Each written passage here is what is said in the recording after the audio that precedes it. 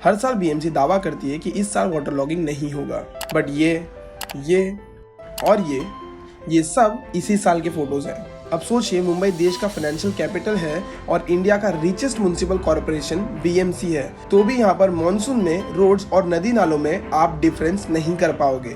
Recently एक आदमी अपनी कार लेकर पॉन्ड में चला गया due to water logging in Thane. वो रोड और पॉन्ड के बीच में डिफरेंस ही नहीं कर पाया और अपनी गाड़ी को पॉन्ड में लेकर उतर गया। बीजेपी एमएलए अमित साटम, जिन्होंने बीएमसी से डेटा मांगा आरटीआई एक्ट के तहत, उसमें पता चला कि लास्ट 10 साल में बीएमसी ने 7,000 करोड़ स्पेंड किए हैं ताकि मुंबई में वाटर लॉगिंग ना हो, जिसमें नियरली 1,000 करोड़ स्पेंड किया गया है नदी नालों को क्लीन करने के लिए। That is 140 crore on Mithi नदी, 460 crore on major nalas, 26.6 crore on nalas under railways, 338 crore on minor nalas, और बचा हुआ 6,000 करोड़ एसडब्ल्यूडी के प्रोजेक्ट्स पर स्पेंड किया गया है, जिसमें पंपिंग स्टेशन और नदियों को चौड़ा करना, ये सारे काम किए जाते हैं। अब आपको नहीं लग रहा कि ये पैसे इन नालों के साथ ही बह गए? और ये सिर्फ बीएमसी की बात नहीं है, मुंबई से लगे सारे सिटीज का यही हाल है। अब इस वीडियो में ऐसा क्यों हो रहा है, इसके 3 मेन रीजंस को मैं हाईलाइट करने वाला हूँ। तो तब तक के लिए आप इस वीडियो को लाइक कर दीजिए और मेरे चैनल को सब्सक्राइब कर दीजिए। Reason number 1, built up area. Mumbai में हर रोज कुछ ना कुछ नया निर्माण होता है। जैसे अभी रिसेंटली मेट्रो बनकर तैयार हुआ, मुंबई में अंडरग्राउंड मेट्रो का भी काम चल रहा है और मुंबई में और भी अलग अलग कमर्शियल कंस्ट्रक्शन चल रहे हैं। अब ये चीज़ 2 तरीके से अफेक्ट करती है।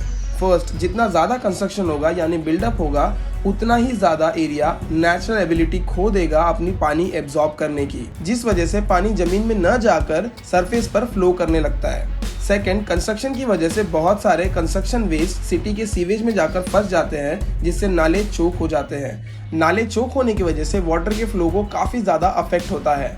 पानी सीवेज से बाहर जाने के बदले उल्टा वापस आने लगता है, और वैसे भी मुंबई सी से काफ़ी ज़्यादा नज़दीक है, तो यहाँ पर हाई टाइड भी एक मेजर रोल प्ले करता है फ्लडिंग में। रीज़न नंबर 2 है क्लॉग्ड रिवर। हमारे रिवर हमेशा हमारे सिटीज़ को हेल्प करते आए हैं, बट मुंबई में illegal construction, encroachment and pollution, ये नदियाँ पूरी तरह से पॉल्यूशन की शिकार हो चुकी है। अकॉर्डिंग टू दी मोंगाबे रिपोर्ट, हमारी सिटी की वन ऑफ द मेजर नदी दैट इज मीठी नदी एक बड़ा गटर बन गई है जो स्मेल करती है, जिसमें इंडस्ट्रियल और डोमेस्टिक वेस्ट बिना ट्रीट किए छोड़ दिया जाता है, जिससे ये नदी चोक हो जाती है और ओवरफ्लो होता है फिर मानसून में। The situation is similar in other rivers like Dahisar, Poisar and Oshiwara. और सिर्फ यही नहीं, नदी के आसपास भी जो जगह होती थी वहां भी लोगों ने इलीगल कंस्ट्रक्शन और एनक्रोचमेंट कर लिया है। तो इस वजह से अगर नदी थोड़ा भी ओवरफ्लो होती है तो उन एरियाज के लिए वो सीधा फ्लड बन जाती है। Reason number 3, mangrove forest. Deforestation को भी एक मेन रीजन माना जाता है मुंबई के फ्लड्स के लिए। According to a report, in 2020 around 2141 trees को कट किया गया है for building Mumbai metro car shade.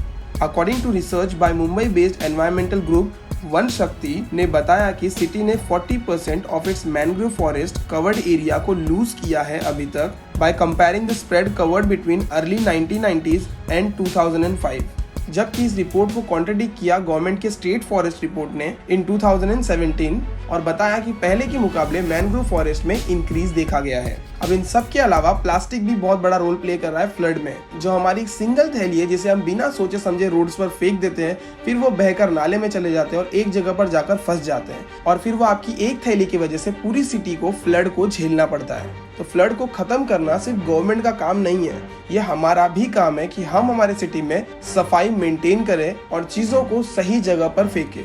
और वैसे भी अभी देश में सिंगल यूज प्लास्टिक पर ब्लैंकेट बैन लगा दिया है, तो इससे आने वाले दिनों में पॉल्यूशन कम होने की काफी ज्यादा उम्मीद है।